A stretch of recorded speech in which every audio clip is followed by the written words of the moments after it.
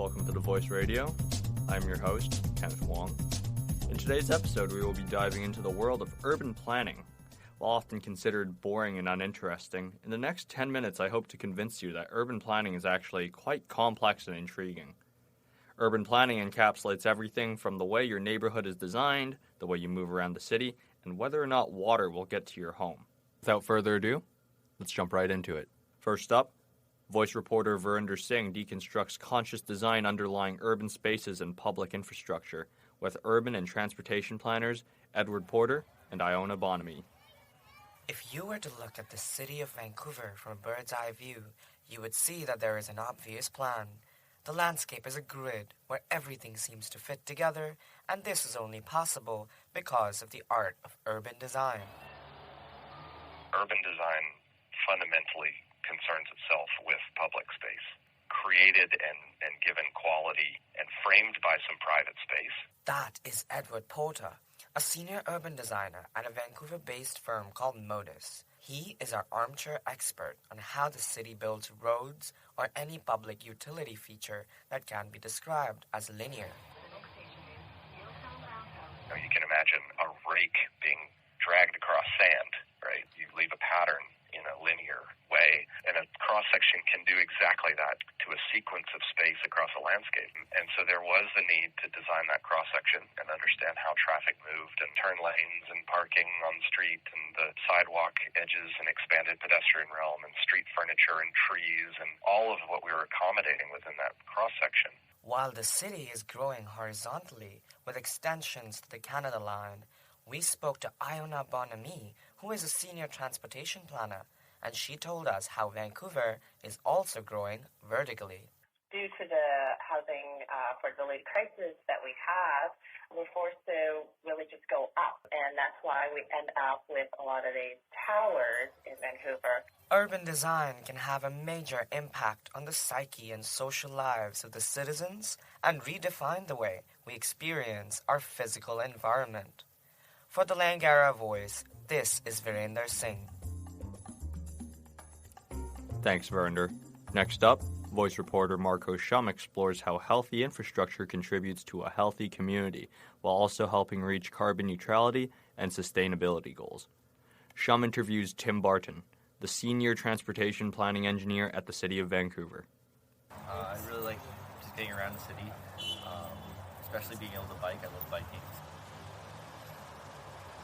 Transportation is crucial to how we navigate within the community.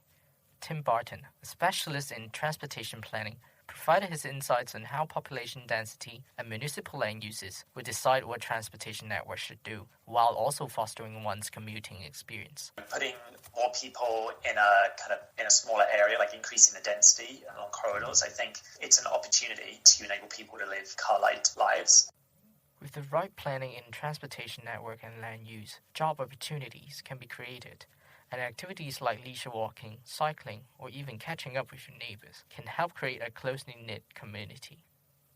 There'll be a new library as part of that, and there's be a new kind of community centre as well. We're talking about new park spaces, new and different types of streets, which will have less vehicles on them, and it'll be a more pleasant experience to kind of walk and cycle along. Not only can this design change one's mode of transportation, says Barton, it can also change one's lifestyle as well. There's definitely been studies showing, if you're locked into a car-dependent lifestyle in suburbia, you are more likely to kind of be obese. And someone coined the term like obesogenic environments. I care a lot about the environment, so I try not to drive and take Ubers as much as I can. Better transportation infrastructure encourages more healthy rides and walks, as Taste suggests, also healthier to our environment. So the bike paths here are pretty good, and even like the transit, so like take the Canada Line all the time. That's really good for me. Urban planning could be subtle, but it's definitely shaping how our communities and lifestyles are. For the Voice Podcast, I'm Marco Shum. Thanks, Marco. As you probably already know, water and waste management are integral to our daily lives. Voice reporter Kalvin Moses talks with the City of Vancouver's directors Rick Galilee of Liquid Waste Management and Paul Cole of Water Services. Turning a tap on, it is integral to our day-to-day life. However, do we ever wonder how that free-flowing water comes from our tap every day? Paul Cole tells us in detail. We typically will feed water to the city of Vancouver. If that's the focus, we would be feeding that from our Capilano and our Seymour reservoirs. Paul Cole is in charge of water services utility for Metro Vancouver. Those reservoirs we're able to either pump or simply using gravity pressure, we're able to distribute that water, deliver it to the city of Vancouver and deliver it to homes directly. Along with water distribution, utility services are also responsible for getting rid of unwanted water.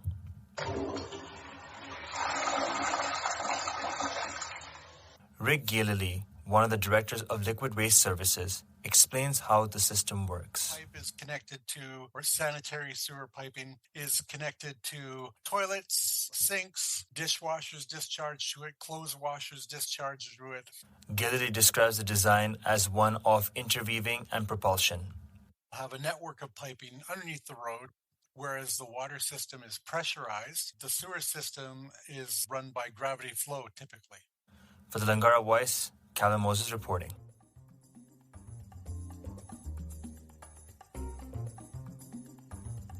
Thank you, Kalvin. Finally, I speak with Robert Bars, co-founder of Wayblaze, a crowd-funded planning firm which focuses on local business, active transportation, and habitat restoration.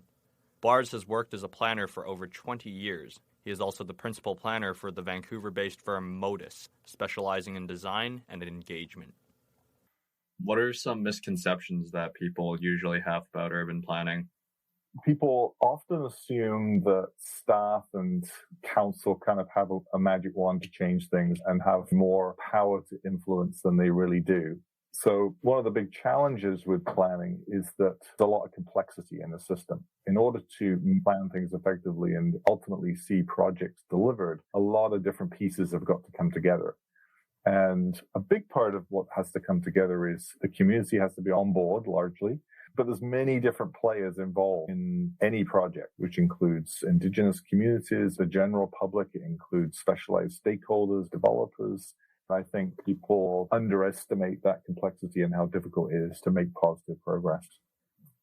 So how does urban planning impact the success of a city or neighborhood? Urban planning is really important to the success of a neighborhood because, as I mentioned previously, there are changes going on in all neighborhoods. We're seeing a lot of population growth, demographic change. So planning is trying to anticipate and plan for those changes as best as possible. For instance, if you have a neighborhood that's growing with a lot of families and you can anticipate that there's going to be more children, then you need to start thinking about schools and playgrounds. Conversely, if you've got an aging population, you need to start thinking about care facilities, accessibility more. So it's trying to anticipate and plan for those changes so that we can create better lives for people, better facilities and amenities and conditions for people to thrive in. So I guess going off of that, what are some ways that urban planning impacts people on a everyday individual level? I think we take for granted our surroundings because in some ways we get so used to them, right? We get used to the park in our neighborhood, the trees that line the streets. We get used to the form of the housing and the size of the building. Most of them have been planned at some point. And so our experience of urban neighborhoods, of our environment, is largely shaped in an urban area through the activity of planning.